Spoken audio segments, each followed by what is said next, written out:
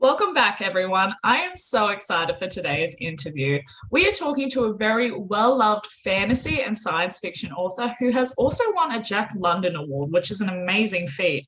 We are talking to best-selling author Jonathan Yanez. How are you today? Great. Thanks so much for having me on your show. I've been looking forward to it. Yeah, me too, because honestly, as I stalked you, or should I say, did some friendly research, you've accomplished a lot and you have so much coming into the future as well. So I'm so excited to just deep dive into this interview and pluck your brain on everything, basically. Thanks, Kaya. You say it like it's a good thing, and it is a good thing that I'm doing so much. But I feel like I think Tolkien in his book described it as like too little butter spread over too much bread. Like I don't think I've reached my capacity yet, but we're getting close. I would imagine so with the amount of projects that you have going on at the moment. So maybe then take us back to the start. What got you into writing and how did you find writing your first book and then publishing it? I've always, as long as I can remember, I've always loved stories. Like I was trying to think about when was like the first time, my first memory of loving stories. And I can remember watching TV shows and then playing at nighttime, playing back the TV show in my head, like the storyline, but adding myself as a character in it. Like what would my character do if I was in this TV show? So I think that's like one of my first memories of like actually like trying to story tell. And then I've always been a voracious reader. So anywhere from like Chronicles of Narnia when I was little, the Hardy Boys, Lord of the Rings as I got older. And yeah, I've always wanted to write. I went to college and wasn't like 100% sure exactly how to go about writing. So I thought like the English major route was like the closest thing that I could get to writing. So I was an English major. And like, I'm not knocking any English majors. I'm probably going to get in a lot of trouble for saying this, but like, all we did, I'm not knocking the teachers either, but I feel like a lot of an English major, for me at least, was reading old books that weren't bad, they were good, but then you just sat around and talked about them. And it wasn't really, like preparing me to be an author. So that's interesting. So you knew straight from the get-go this is what you wanted to do. This was the path that you wanted to go down. So then how did you learn those skills to write your first book and publish it? Oh man, we talked briefly about just like all the mistakes that I've made. Not you. You're super kind about asking it, but I'm like, yeah, if you want to talk to somebody who's made a lot of mistakes, I mean, I just started doing it and I just like fell on my face over and over again, just with like my first book never saw the light of day because it was horrible. So then I wrote a second one. I started pitching agents and I went through 100 queries. I would send out the queries in batches of 20, even though you're not supposed to do that because I know a lot of places you submit, it says don't like submit multiple places at a time. But I was like, I don't got time for this. I can't wait, like, submit one and then have to wait weeks or a month or whatever it's long to get that one no to then submit another one. So I was just like, I just told myself that if I really wanted it, I was going to make it happen. And there was no like time limit to success. Like this was going to happen. That was the only way that I approached it. And then eventually I got my first contract and it was with Limitless Publishing. And they're still around too. Nothing but great things to say. Like they gave me my first step on the ladder. And then since then, we've been climbing ever since. Yeah, that's phenomenal. And that's one thing that I absolutely love about you is you're very passionate, you're very driven. Well, I assume that is my read on you, but and that I love that you're like I will achieve this in whatever way that it comes in the best form. I will make sure that this happens. And I absolutely love that drive.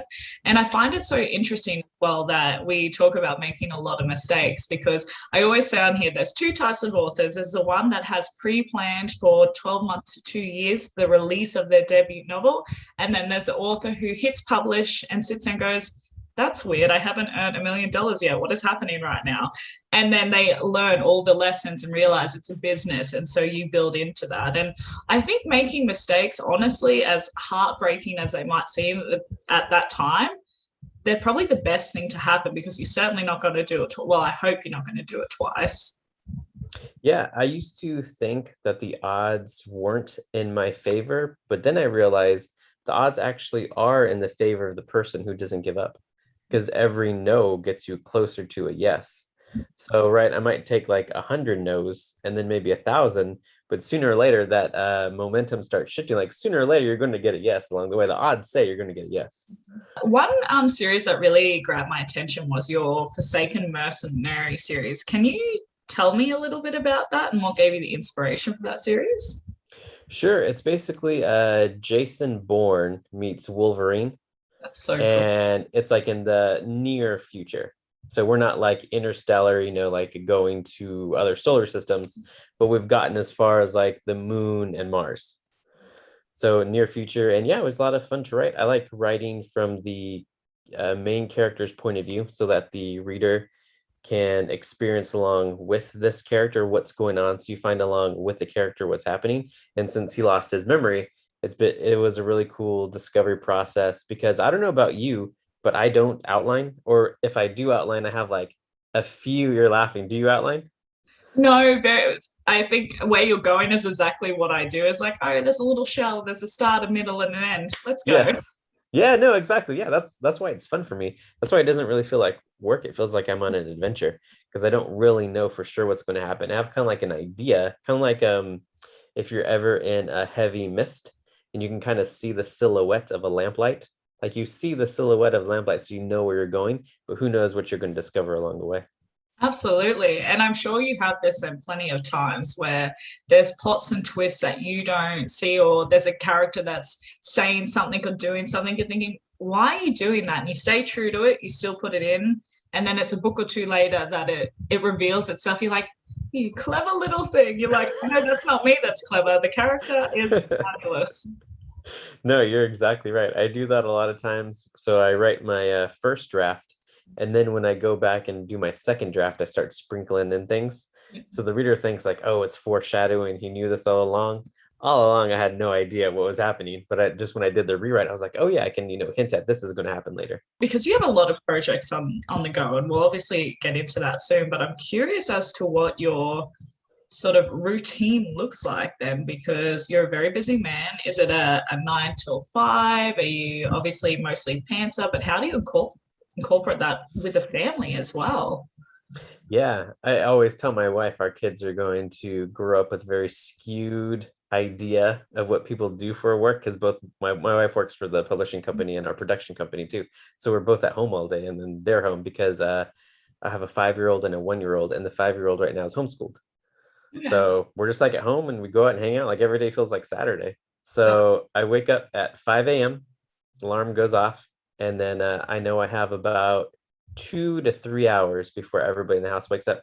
They're usually up like around 7:30ish. So I have 2.5 hours to go. Like that's my time to get stuff done. So my daily word count is 4,000 words.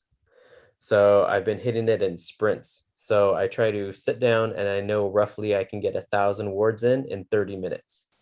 Nice. So I'll sit down and do that first 30-minute sprint, and then go get some coffee, and it's time to feed the dogs and the cat. And then I sit down and do another 30 minutes. And then I usually work. I hear like a little knock on my door from a chubby little fist. Usually it's my 1-year-old son. He wakes up before his sister. So then I stop and we hang out and get breakfast ready. And then my wife's up, and then I go back to work. And I try to work until about 1 o'clock. And then it's kind of like we're handing off the baton in a relay race. So I give the baton to my wife. So then she has from about 1 to 4 to 5 to get her work done for the publishing company and the production company. And then it's hanging out, family time, dinner time. And then in my work schedule, I work out.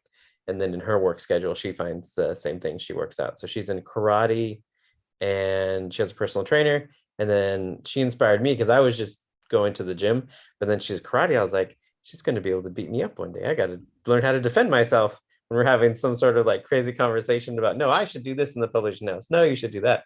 So I started boxing. That's been fun. I actually read, and I laughed so hard in one of your bios that obviously your wife is part of the company, and that she reminds you every day that she's the CEO and you just work for her. Right? And I love Yeah, that. that's Has, not a joke either. Like on paper, she is the CEO. I think I gave myself some sort of weird title. I forget what it was, but she's the CEO.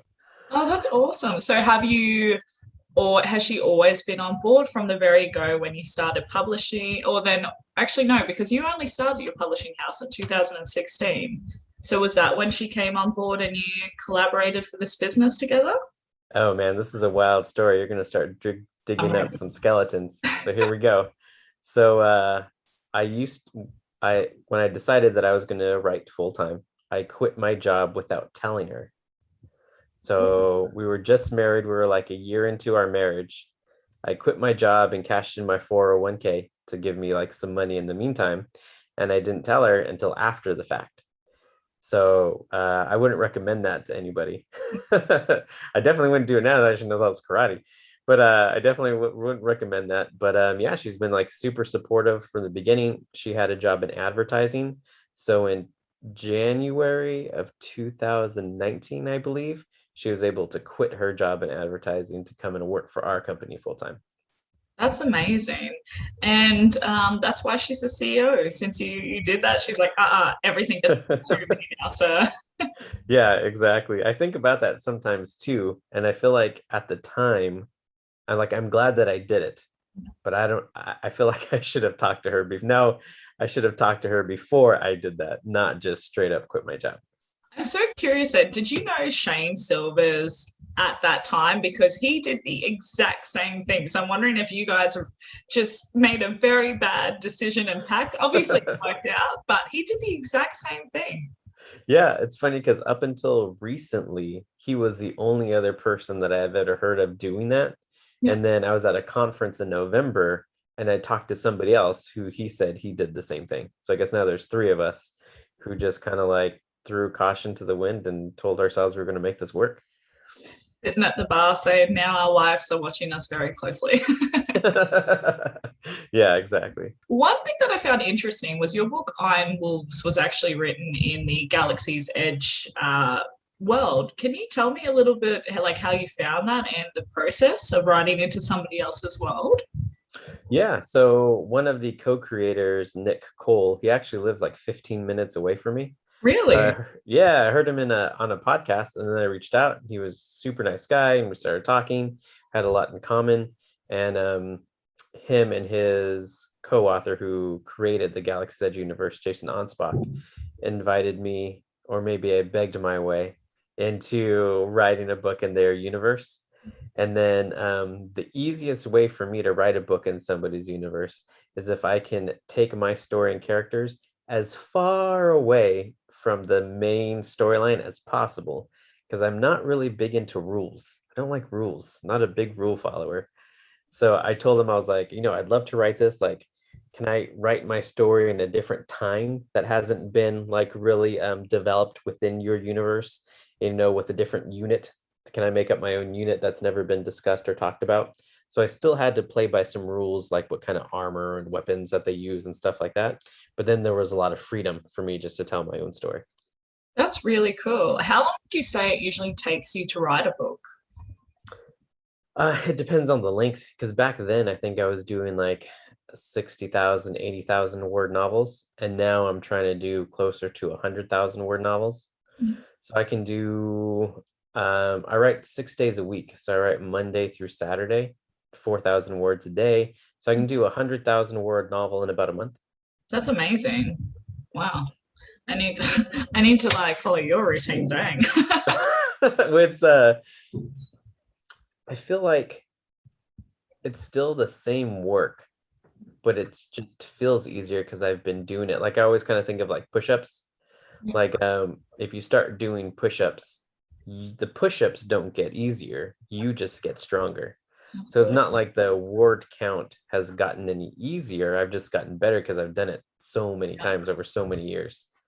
So then I'm curious, how do you go when you have, I mean, I know a lot of people call it writer's block. I don't necessarily agree with that term just because I think it's usually when we're tired and we need a rest or there's a little hiccup in the story that we're not yet getting.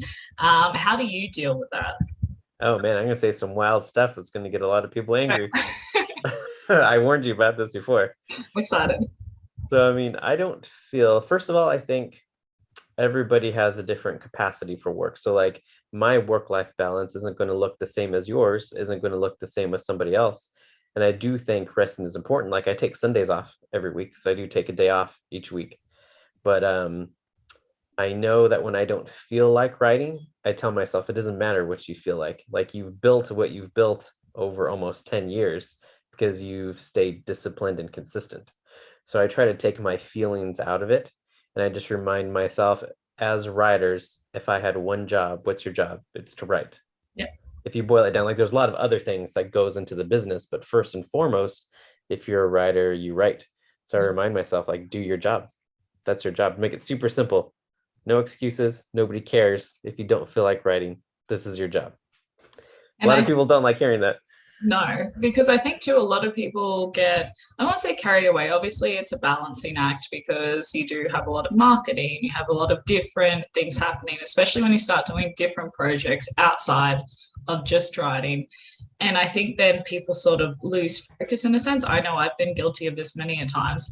And so they become quite overwhelmed with how much work can be done or needs to be done. So it's good that you've reminded yourself throughout your career, this is my priority. I just need to write because I'm a writer. As simple as that. Yeah. And like, that's not to downplay other people who have, like, they might feel like they're burned out and maybe they just need to rework their schedule. Maybe they're trying to write too much each day. So those people who are burned out or feel like they can't sustain the pace, I tell them, like, can you sustain 100 words a day? Can you sustain 50 words a day? Maybe you're just trying too much. Like, dial it down. But the main thing is that you can stay consistent. Like, if you can stay consistent with 1 page a day, that's fine. And you don't experience burnout, then that's better than trying to, do 1,000 or 2,000 words a day, but then burning out. How long have you been writing? Like, would you say that you've been like deep in the writing world, like knowing other authors and stuff like that? So I started writing when I was 15. I started publishing when I was 19, 20. So I've been doing this now for about 8 years. So I'd say I've probably been in the thick of it.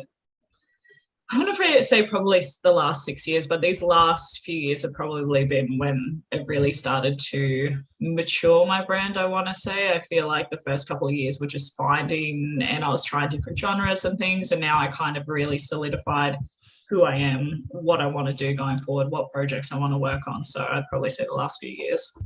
What about That's you? cool. How many Well, yeah, I'm almost 10 years in. It'll be 10 years next May.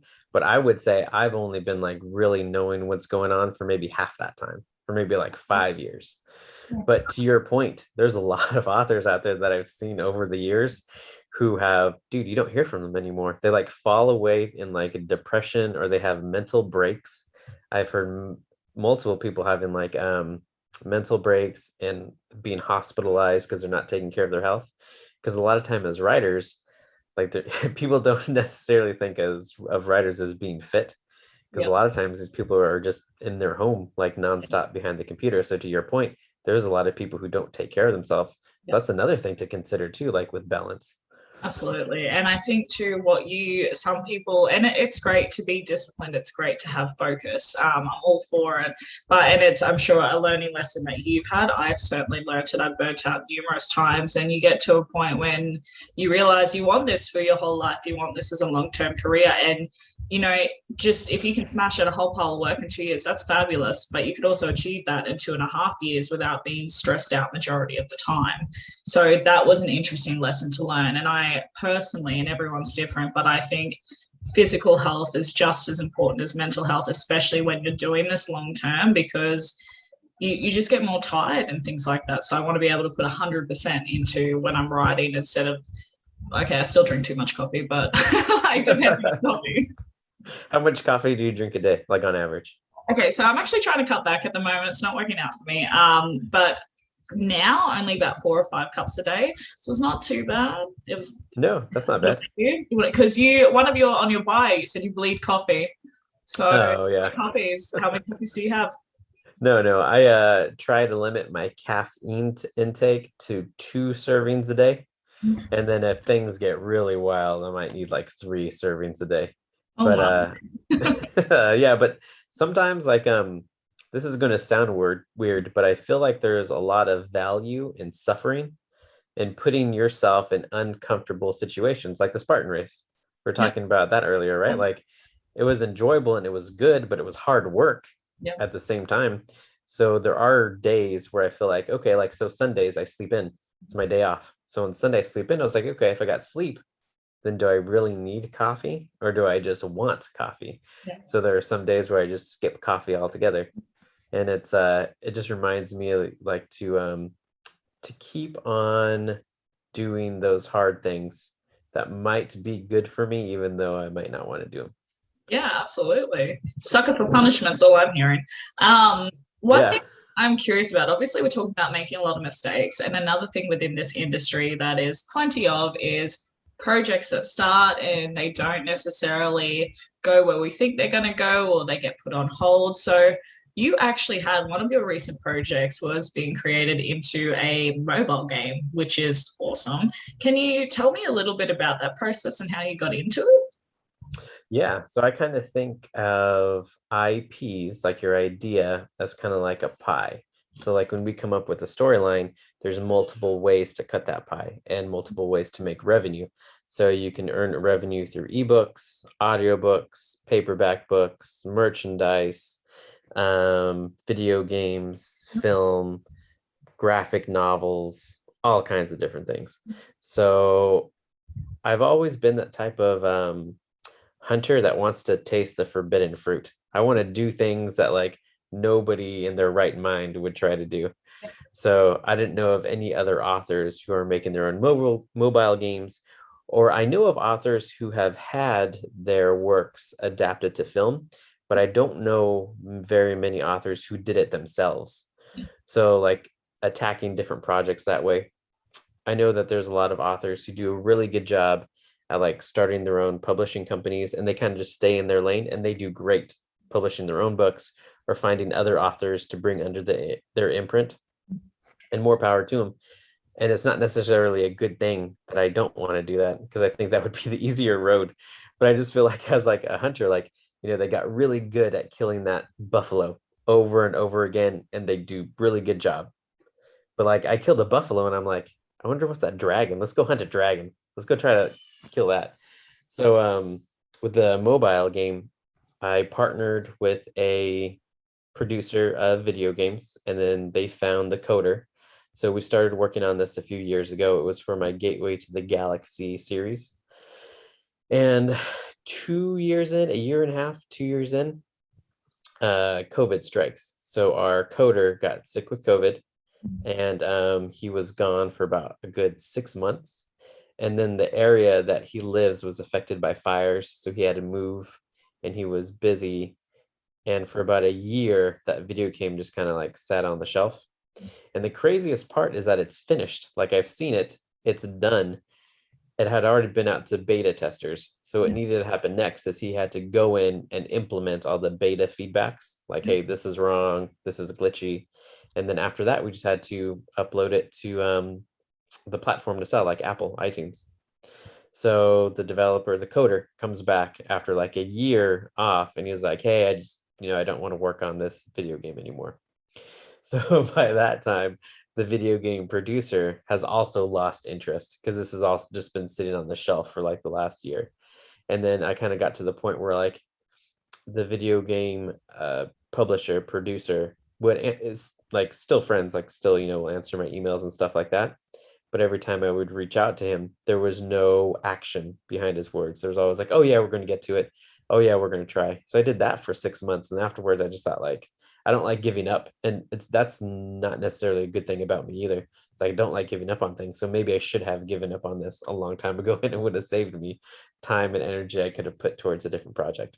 Speaking of different projects, then I actually want to get into Wolfpack Entertainment. You have started your own film production company. Like what? What? Tell me how that started and what are you working on at the moment? Because it is so foreign to a lot of us authors. Obviously we always want the TV series or the film, but we have no idea where to even start. Yet you're now sitting on the other side of the fence. So what's it like over there, friend? So this is do you have time? This is a long time. I'm willing to Okay, do it. let's I do want to it. get into it. Do you have time? Yeah, let's do it. All right. So a lot of the times I talked to other authors about getting into film and I was kind of trying to figure it out for like the last 2.5 years. And I do feel like I'm at an advantage because I'm here in Orange County. I mean, Hollywood's, like, well, depending on traffic, Hollywood's, 45 minutes, an hour away. So with like all the connections, like everything's here. But anytime I would talk to another author about, their plans to go to film, it would almost like be a joke to them. They would laugh it off because it seemed impossible. They'd be like, oh, well, when Netflix comes knocking, then, I'll get my series. And I thought to myself, like, how sad is that? Like, how sad are these people? It's like a joke to them because they think they could never, get to that point. But I feel like us owning our own publishing companies and knowing how to publish, yes, there's way more moving parts when you're making a film, but it's basically the same thing. Like if you can think about it as publishing a book. So like when you publish a book, you need a cover artist, you need an editor, you need to get it formatted, you need a marketing plan. So in a movie or a TV show, like don't get me wrong, there is way more moving parts, but it is a similar process. So I just kind of started unraveling what it meant to be a producer. Like at the time, I had no idea what a cinematographer was compared to a line producer, executive producer, associate producer, best boy, gaffers, key grips. Like there's all kinds of crazy terminology. Even now, when I'm talking to other producers and they're talking to the cinematographer and they're talking about these cameras and lenses and stuff like that, it's just like a foreign language to me. So I'm still learning now. But we realized that like, hey, nobody's going to do this for us. It's time to do it ourselves. And what was the big wake up call for me? So for about 2.5 years, I'm kind of learning the process, trying to figure this out. And a big wake up call came for me at the beginning of this year when I was approached by a big production company to turn Forsaken Mercenary into a movie or a TV show. And they were telling me, because I'm the type of person, like, how a lot of people suffer from imposter syndrome? I don't have that at all. I don't suffer from imposter syndrome at all. And I don't know, maybe you can help me. We'll have like, I'll sit on your couch and you can tell me what's wrong with me. Because I do suffer, I do suffer from, yes, I'll pay you. I'll PayPal you or something for a session. But I do suffer from I never thought about like, oh, is my stuff good or is my stuff not good? I was always just obsessed with getting better. Because I told myself, like with every book, if I could just get 1% better, then that would be enough. I'll write 100 books and that could be 100% better. So I don't know what the name was for that, because I never thought like, oh, is my stuff good? Oh, my stuff's not good. I was always just like focused on getting better. That's good. I don't think that's necessarily a bad thing though. I mean, it's so interesting too because I'll share a little story. Yeah. But I remember in 2018, one of my books recently published, the Shadow Minds Journal. Love it. One of my favorite books that I've written. And that was actually picked up by it was at the Frankfurt Expo and it was picked up by a new American studio, like production company. And so the people who were representing my book over there, and they told me, I was like, what? And it was crazy. And I did research into the company and I'd realized that they just opened and the owner used to be the president of Warner Brothers. I was like, oh my gosh. And I absolutely shot myself in the foot because I was like, I'm not ready for this. There's no way. I don't know what I'm doing. And I believe in like, you basically manifest, you create everything, or if you put positivity energy out there, it'll come back. And of course, it didn't go forward. It's also flattering to have that, but I shot myself in the foot. And ever since, I think, why did I do that? Like, there's no point. If it obviously was appealing enough for them to grab it off the shelf and look into it, there's something special about my work. And I just find it so interesting, the amount of people that we talk to, especially as authors, who do have imposter syndrome. It's such a common thing. So it's very refreshing when you meet someone such as yourself. I recently interviewed Shane Silvers, who Hunter Blaine as well. He was the same. They're just like, what is that? Like full confidence. And it's phenomenal to see. So you're doing good. Yeah. Thanks. Yeah. I don't know what the word is for what I have though. Or just like just obsessed with getting better, just trying to be better, trying to get to that next stage. Yeah. So I don't know if that's worse than imposter syndrome. Yeah, what happened to it then? When they were optioning the film.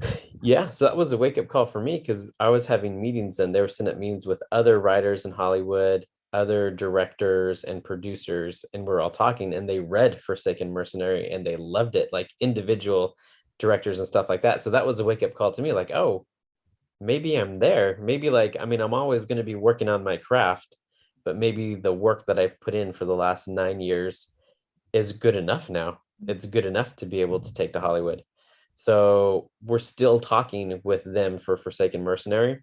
But in the meantime, I met a director who wanted to work on a sci-fi project, and he found that out that I was an author, and we started talking, and we collaborated on something called the Infinity System.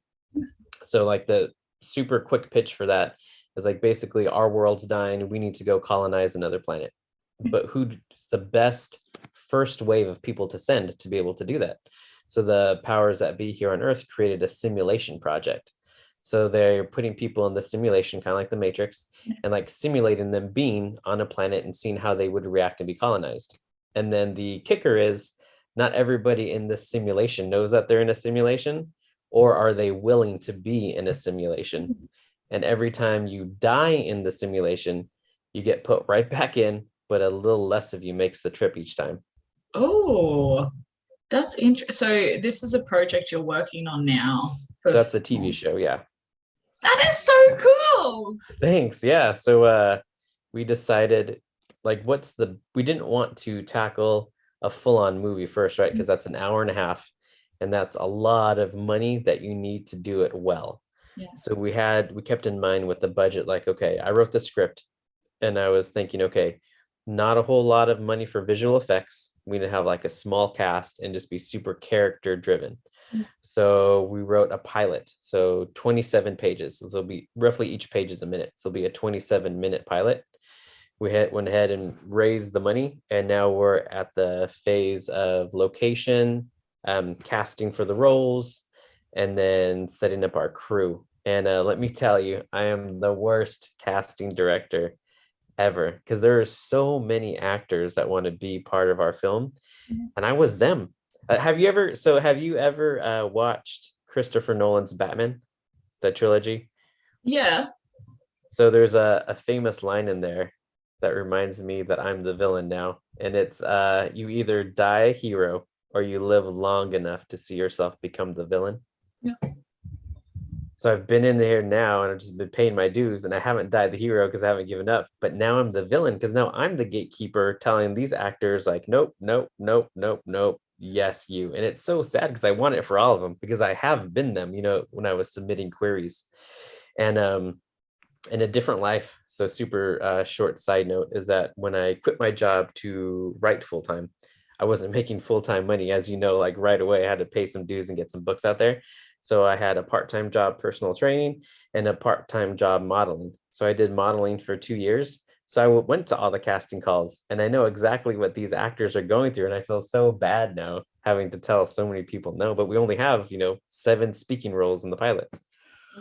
But that's exciting too, because I think because you've been in that position as well, you are a little bit more empathetic to it. Still got to be fair and say, oh, I'm sorry, but still get out. No, brutal.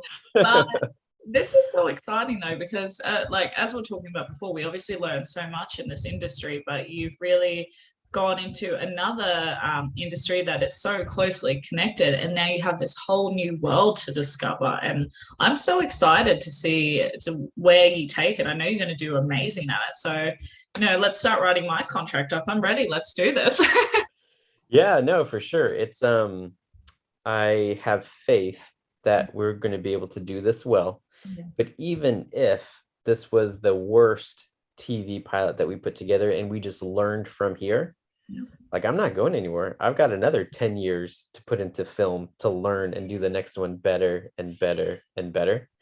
And I'm hoping that this can be the template that other authors might be able to use down the road. Like, hey, if we can, because what we're doing is we're creating the pilot, and then we plan on shopping the pilot to Hulu or Netflix or Apple Plus or HBO, and taking it to different film festivals and showing them the kind of like this proof of concept. Like, hey, we can do this story really well.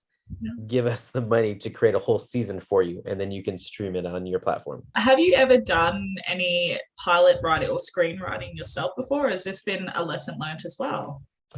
So I had written a script a few years ago for a friend, and we wanted to kick things off, but it was way, way too early. This was like maybe a year or two into my publishing journey.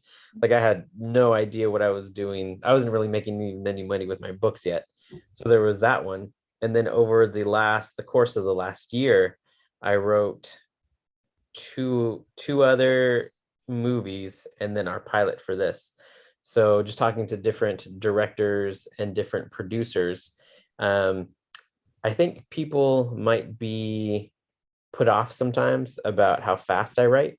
Yeah. And again, I don't know if that's a good thing or not, because I was talking to a producer and he was like, yes, he's like, I love it. I love the idea that you're pitching. This is for a different project. He's like, write me, a script, keeping in the budget that maybe we could do a $5 million movie, not necessarily like $100 million movie with all the visual effects. So I wrote him the script in like a week. So I sent him that. So I got some practice writing that one. And then there was another opportunity with a director where he wanted to do kind of like a Terminator meets John Wick. Yeah. So I wrote that script like maybe in a few weeks, and I sent it to him. So they're sitting on those projects. So if you go to our website, wolfpackentertainment.co, you'll be able to see the different projects in development or in pre-production.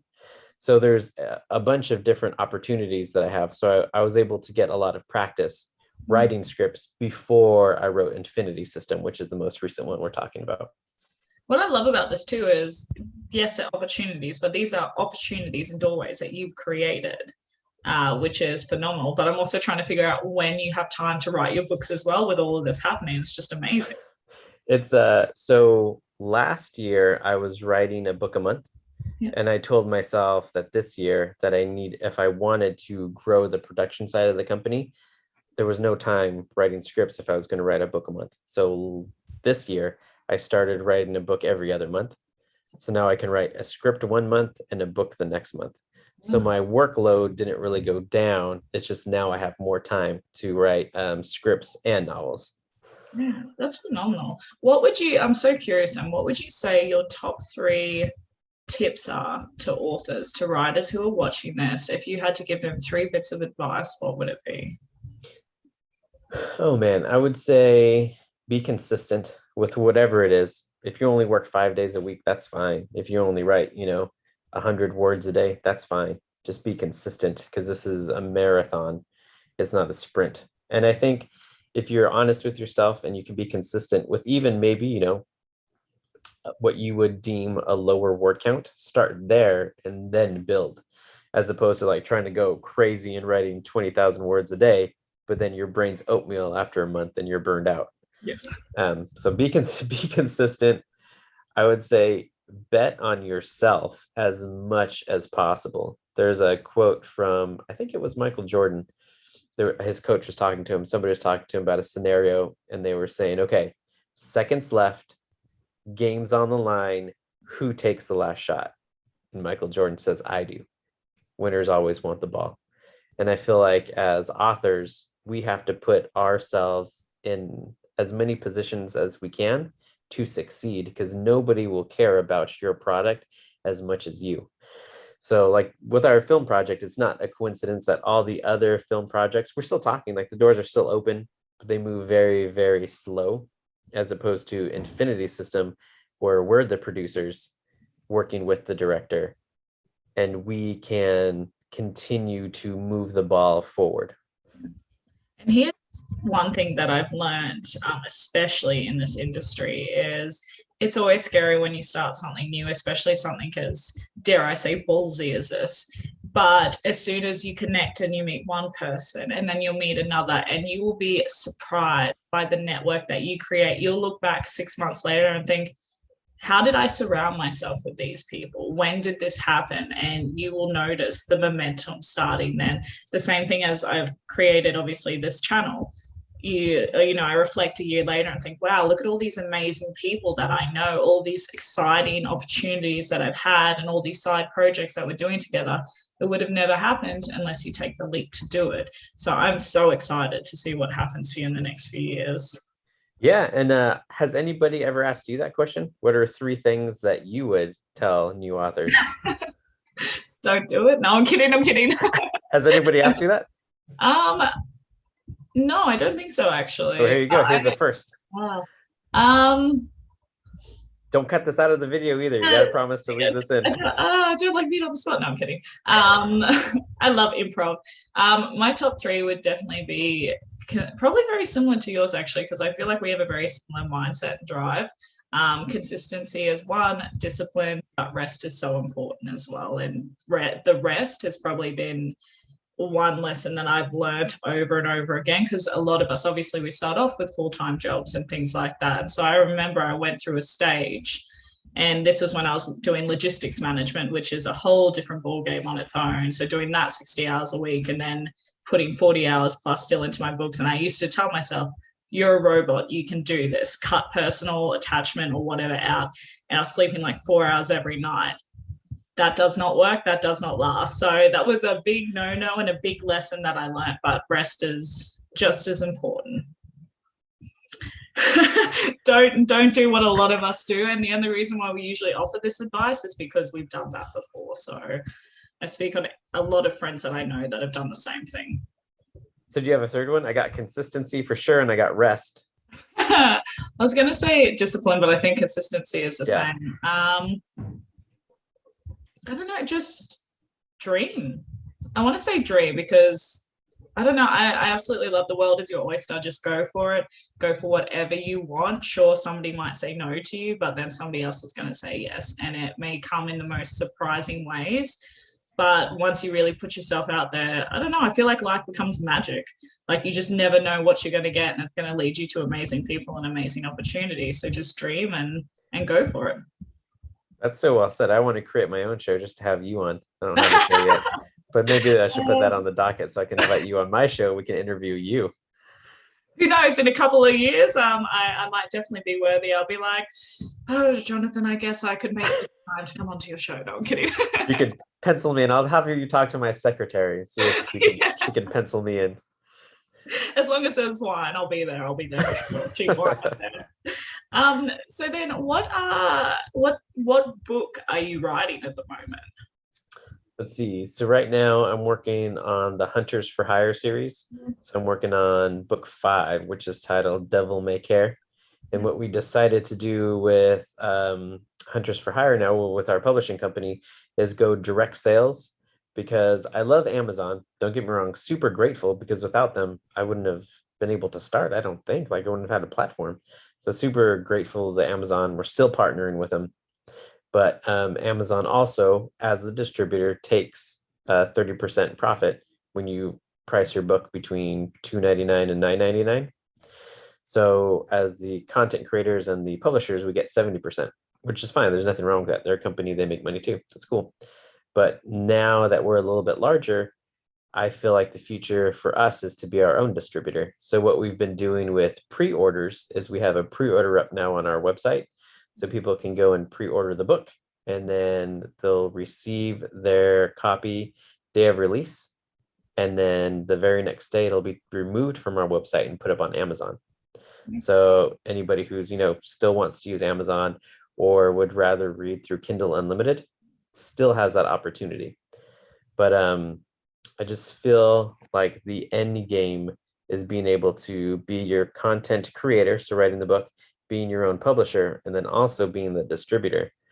Because I remember back in the day when I had a publishing house, I mean, they took 50% after Amazon took their percentage. So I forget what I was left with, maybe like 15% or something like that, like back in the day when I first started. So slowly I've been cutting out the middleman so it can go straight to readers. Yeah, that's amazing. And you and your wife are definitely building an empire here, which I live for. I love it so much.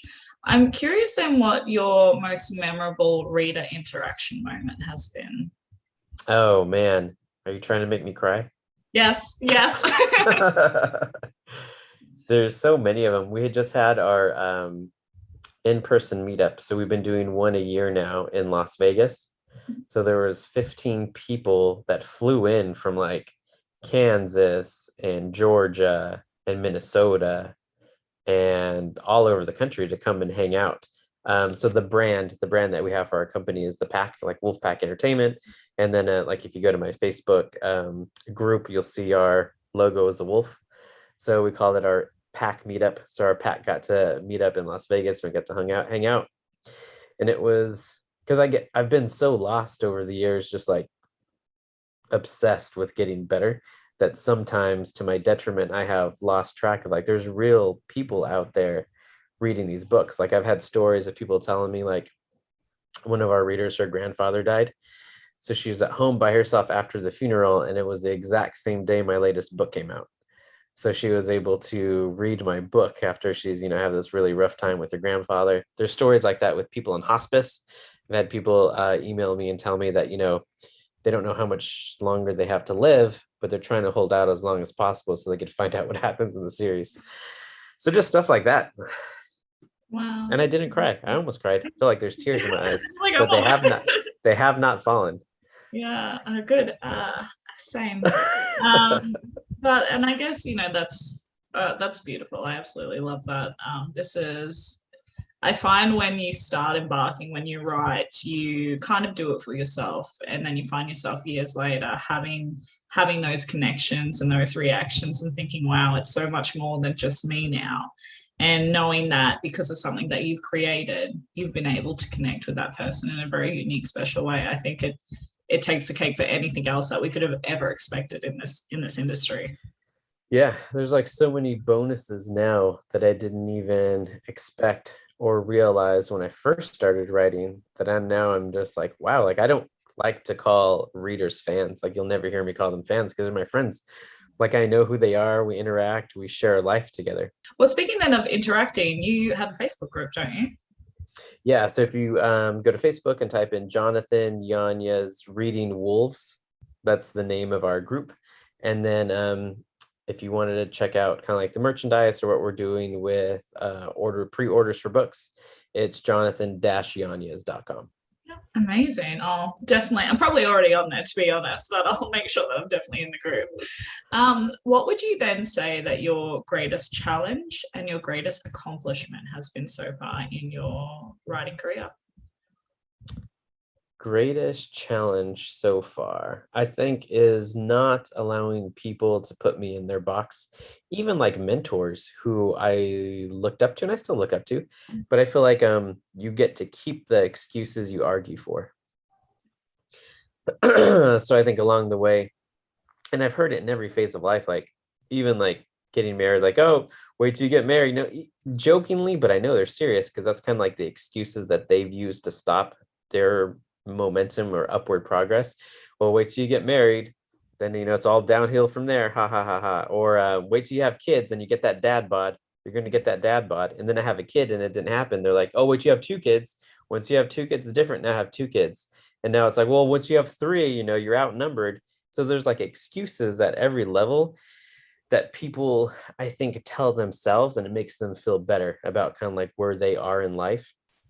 But for me, I'm like, I don't need to fall into those excuses, or I don't need to fall into those boxes that people want to put you in. Yeah. Like I can continue going forward. Like I don't feel like that we've reached the top of the mountain yet, because at every time that we've accomplished something, we've intentionally put ourselves at the foot of another mountain to climb. Yeah. So now we're climbing the film mountain, right? And I feel like with the film mountain, like I'm going to be here for a good like 10 years until I'm inviting you and everybody else out to like our premiere for Marvel or something like that. I can't wait. I'll be there with my cheap wine. I'll be interviewing all your people. I want to be the interviewer on the red carpet. I want exclusivity. Yeah, I mean, I don't know what the travel restrictions will be when Infinity System comes out, but we've already talked with the director that we want to premiere it at maybe some of the bigger film festivals. So like either Sundance or Toronto or Austin has a big one. So for sure, you'll get an invitation. Yeah, please do. And you know what? I'm a rebel. Who cares about the travel restrictions? I'll get a vote. I'll even if I have to. This is my favorite question then to ask. What is the biggest goal? What is the dream that you were chasing? It's a hard question because I feel like I've done already. Maybe I need to dream bigger. Maybe this is like a good exercise for me because I'm 36, but I feel like I've done everything that I wanted to do, or if I haven't done it, to me, when I think of the word dream, it seems like a lofty goal that might just be out of reach, maybe. But I don't really feel like anything's out of reach. I feel like I do everything. Like Infinity System, I'm going to be in the TV show. My wife's like, "You're going to be in it, aren't you?" I'm like, I didn't come this far to only come this far. I came this far to go all the way. Yeah. So like, don't get me wrong, I'm not going to be the main lead in the TV show because I'm going to leave that up to the professionals. But Yeah. I wrote in a little side character named Bob, and I'm going to be Bob. I have 4 lines. I'm gonna be Bob with my 4 lines. So yeah, so I don't know. It's such a hard question to answer. Big dreams. I guess, I mean, oh, here's a crazy dream. What if I could impact 1 billion people with my stories in a positive way and give them hope? Let's do it. I think it'll happen. So I'm excited. Yeah, I think so too. I every time I sit down to write a script, so a TV show or now books, I always want to give people 3 things. That's it. I do have an agenda that I'm pushing, and these are my 3 things. I want to give them a sense of community. Yeah. I want to make them laugh at some point, and I always want to leave them with hope, because I feel like a lot of stories are not hopeful stories, and maybe they might be a little bit darker. And if you're into that, may the force be with you. Like, God be with you. You do you. But for me, I just want to leave people with hope. Yeah, mine are dark. Don't read mine. It's just like just a thread of hope, maybe that all the characters won't be killed. I don't know. But there is, you always have hope. You always have hope. I'll leave a little bit of dangle, just a little bit. There you go. So okay, so I have a segment called Speed Dating with an Author. So you and I are going to go on a very romantic date. I lit a candle, I created ambience, but basically what it is 5 rapid questions. Are you ready? Do you time these?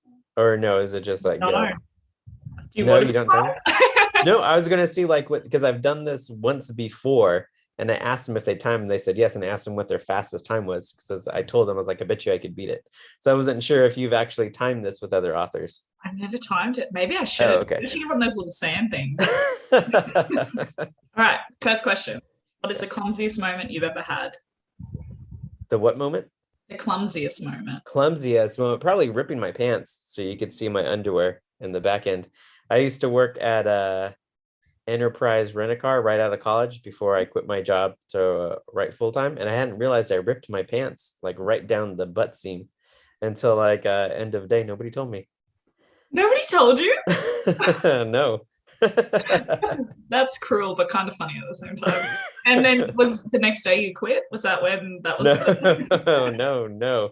I stayed working there for a while longer, bought a new pair of pants. Oh, that's so funny. What are the 3 words that would best describe you? Let's go with Devil May Care. It's the title of my latest book. All Do you know what that means? No. It's an old saying that means reckless.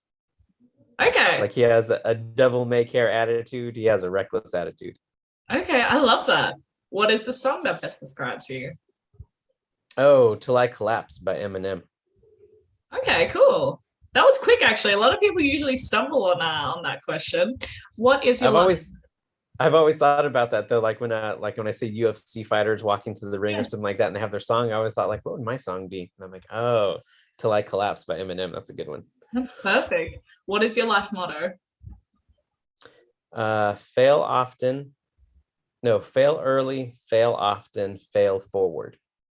I love that one. I've never heard that one. I've heard a lot of like ones that start with failure and end in success, but I haven't heard that one. I like that. Yeah. What is a unique talent or skill set that you have that not a lot of people know about? I could play the piano. Like I could play the piano, like I can read music. Yeah. It's not, I don't practice that often. So I can read the music, key by key. It's not like I'm Beethoven. I could sit down and, play you a crazy song. But I took piano for 4 years growing up. And then we have a piano now and I play it every once in a while.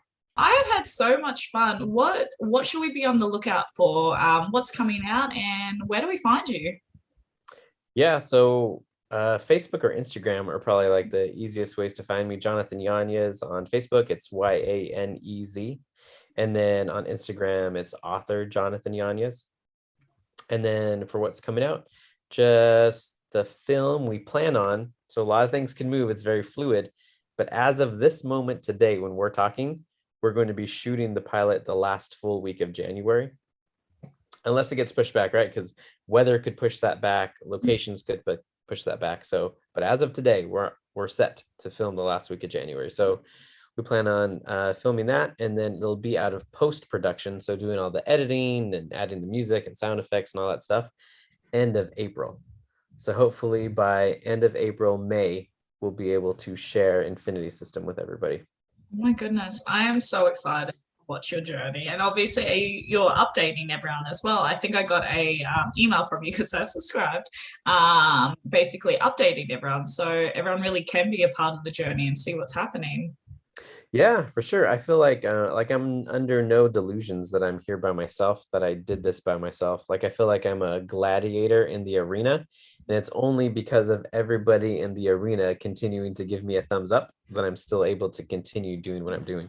Best of luck. We will be watching you, and thank you so much for coming on today. I've had an absolute blast. Yeah, for sure. And I want this on record. I'm going to say it again. You're definitely invited to the event. So you can you can be our professional wine carrying interviewer for the red carpet event. So professional. It just sounds like me. I would love that though. So yes, it's on record now, people. It's on record. Yes. I love it. Well, I am going to love you and leave you, but watch this space, and who knows, we might even get you on next year. Yeah, for sure. I'd love to. Amazing. Well, I'll talk to you later, Jonathan. Thank you so much for coming on. Of course. Thanks for having me. Bye, guys. Bye.